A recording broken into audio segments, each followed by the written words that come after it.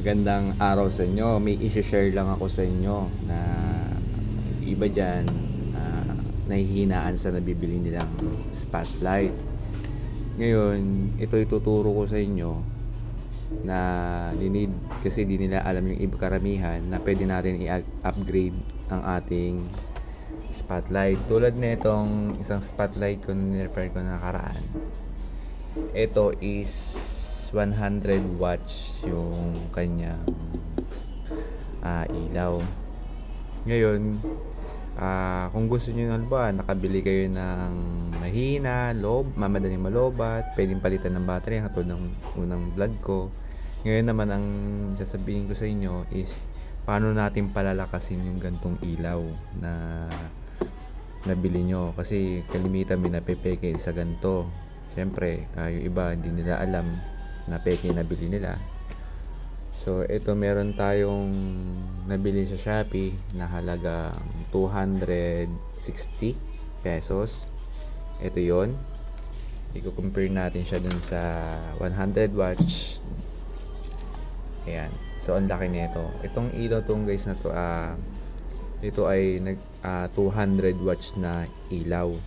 Kasi may nakikita ko na nagbebenta na sa Shopee, nakalagay dun sa kanila parang ganito. Ito 1,000 pero hindi naman siya 1,000, 100 watts lang yan. Yung iba nakikita ko 200 watts pero ganito yung bumbilya. Ayan, pero hindi 200 watts. Ang tunay na 200 watts is ito, gantong ilaw, ganyan kalaki. Tingnan nyo yung ilaw niya, pinagkaiba. Ngayon, a-assemblein natin yan, bubuuin natin para lumakas tong ilaw na to. Malinaw naman to, pero yung iba kasi gusto na mas malinaw. I-share ko to para malaman nyo na pwede natin upgrade.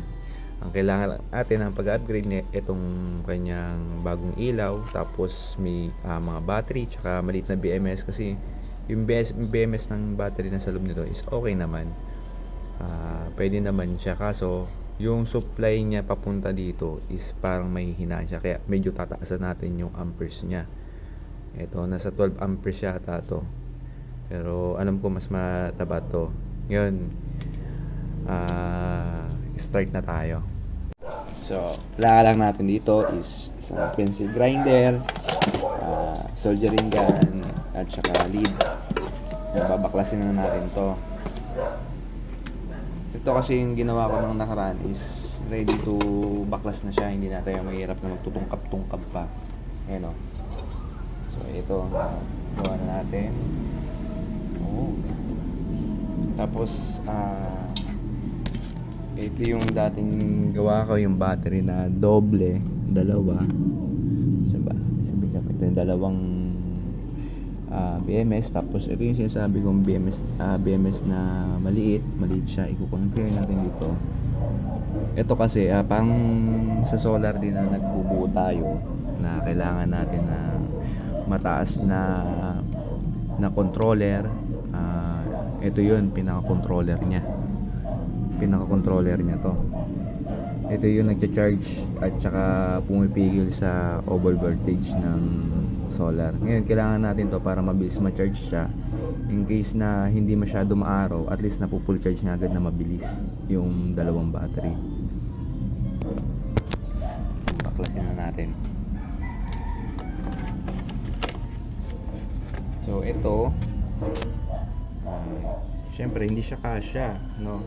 Ang gagawin natin dyan is kakating natin, no? Pamamagitan ng nito, bubuin natin.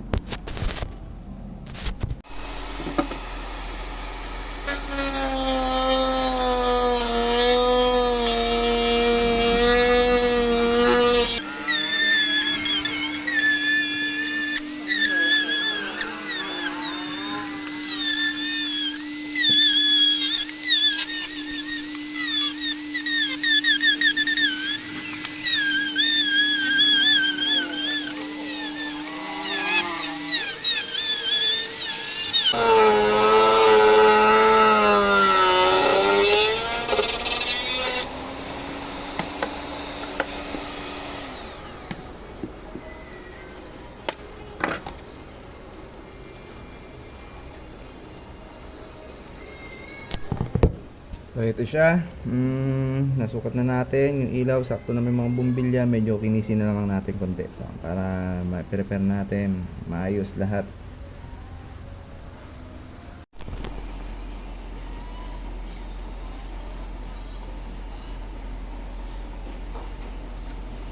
Ito na yun. Nailagay natin yung papuntang board ng fog light. Ayan. Tapos dating battery.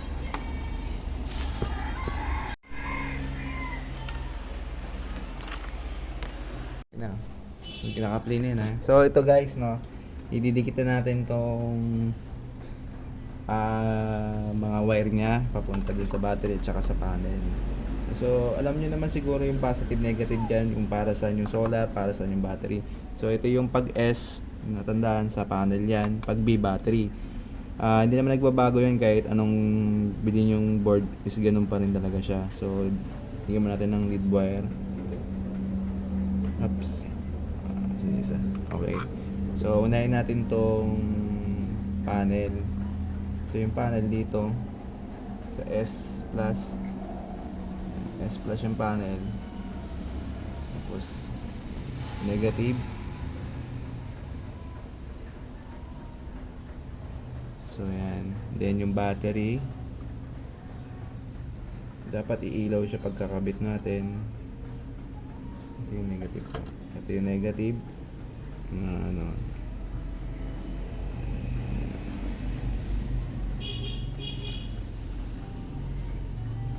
So ito na, bali naikabit na natin lahat yung battery. Yung battery, pagka magto 200 watts kayo, kailangan at least minimum siya ng 2 pieces battery or 4. Pero depende sa panel mo kasi yung panel ko is maliit lang. Hindi siya ganun kalaki na panel, yung ordinary lang. Pero dapat kasi ilagay nyo is original na panel din. So may nabibili na ganito na original din. Pero yan kasi kasama yan dito sa nabili kong spotlight. Pero bali ito na siya. Ididikitan ko na lang siya na kahit na at least glue stick lang. Hindi naman siya umiinit o parang malusaw yung glue stick. Ngayon bali yan, nagbi-blink-blink na siya. So ididikit ko na lang tong kanyang parang pinaka-reflector kasi luma na o natanggal-tanggal na yung mga silver niya. Pero okay lang yan kasi maliwanag pa rin siya. Maligay niya siya mga itsura niyan. So lumaki siya. Hindi tulad nung dati. Ito lang siya. Ayan, maliit.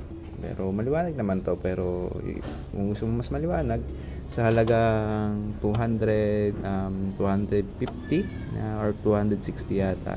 Tapos yung battery is 300. Tapos yung BMS nasa 60 pesos lang yan. Pero kasi binili ko yung BMS, yung 150 pesos na BMS na ganito, 12, may 5 na siya sa halagang 150. Pero may nabibili per piece lang. Per piece nito is 60 pesos or 50. Depende sa seller nagbebenta. So ito lang mga kailangan mong gawin. 2 pieces battery, or di ba pagka kung papalitan mo na siyang i-upgrade mo din yung spotlight mo, magdagdag ka na lang kahit isang battery. Tapos and then yung parallel yung positive negative yung dalawang battery. Tapos ilagay yung BMS. Yan, kung yung BMS ganyan, BMS siya na ito yung magko-control ngayon. Pag nakakabit mo na, kailangan magbi-blink yung ilaw, and then pag binunot natin tong si solar, kailangan iilaw siya. Yan. Dapat iilaw yan. Yan, katulad yung ilaw. So maliwanag siya kung makikita mo sa personal. Bali ayan ang magiging reflection niya. Tapos i-confirm na yan natin siya na ikukumpara natin siya sa 100 watts saka versus 200 watts. Ito talagang tunay na 200 watts na ilaw talaga. Yun. So buuin muna natin. Tapos pakita ko sa inyo yung difference ng 100 tsaka ng 200. Ito na, bali nabuo na siya. Tinikitan ko siya ng glue or para dumikit siya. Ano, ipandikit siya. Tinikitan ko siya para kumapit siya. Pag in case na ano. Tapos pinasok ko yung pinaka sa remote niya, yung sensor niya. So babalik na lang natin siya. Yan. So, yan, nag-fit na siya. Kailangan make sure natin naka-fit siya para yung pagka pinasok yung lens niya or yung glass is hindi siya nakabukol o ano. So, yan siya. Ito yung dati. Ito na siya ngayon. So, tatanong ako kung matatagal ba o aabot pa ng tatagal siya kasi nga nag-upgrade tayo dito. Nag-upgrade tayo, hindi ginawa natin dati kasi isa ganto is one battery lang. Pagka bumibili kayo, ang nabibili nito pag binuksan nyo isang battery or minsan 2 pieces na battery na pang vape ba yun, hindi ko alam kung tawag din sa battery na yun. Ngayon binigay natin to ng BMS eto tsaka 32650 na battery. Hindi ginawa natin dual para mas matagal siya malobat in case yan, dalawa yan, yung isa. Yan. Ngayon bubuin na natin siya. So eto na siya ngayon. Ganyan magiging design niya. Ayan magiging design niya. Dati siyang maliit lang. Ito lang yung dati niya nakalagay sa gitna. Ngayon dagdagan siya ng bumbilya. Malakas to, maliwanag.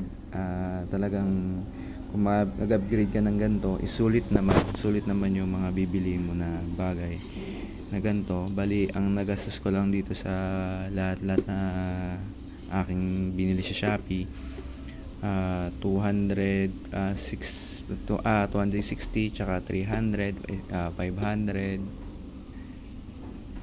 Ito, meron ako isa dito na ilaw na ayan 200 watts pero hindi naman siya 200 watts, is maliit lang siya. Ayan, maliit lang siya. I-compare natin dito.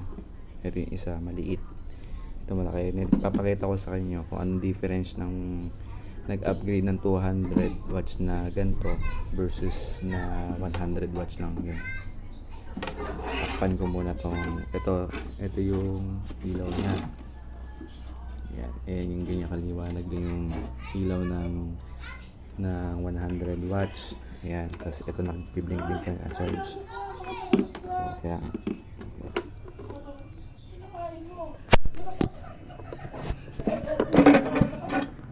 so, ito yung versus ito yung 100. Kaya takpan natin na.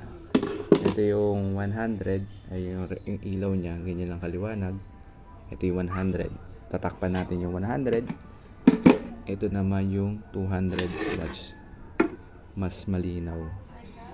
So malinaw siya kaysa yung 100. Ulitin natin. Ito yung 200 watts na ginawa natin DIY. Ayan. Tatakpan natin. Ito yung ganito lang kaliwanag yung 100. Ayan lang. Ayan lang. Ganyan lang siya kaliwanag. Ayan. Parehas. Ngayon takpan natin ulit. Ito yung 200, mas malinaw. So guys, yun lang. Kung may tanong kayo, i-comment lang, huwag mahiya, no? So sana nakatulong ako sa inyo yung pag-upgrade natin ng 200 watts na solar spotlight. Sana nakatulong ako sa inyo. Kung gusto niyo mag-upgrade, magtanong lang kayo. Ilalagay ko rin dito yung picture ko kung saan ko nabili yung mga pyesa ng paglight na ganito. I-share ko yun sa inyo. Kayo nang bahala kung anong bibili nyo, kung magugustuhan nyo, bilhin nyo. Yung etong binili natin na isa na yan is may mga freebies kasi mga seller. Minsan nakalagay doon is ilaw lang pero may libreng remote. Katulad doon na bill ko is may libreng remote yan. Yun, kagandahan dun sa mga maganda. Pero share ko dito. Ngayon, yun lang po. Maraming salamat. Sana may natutunan kayo. Thank you.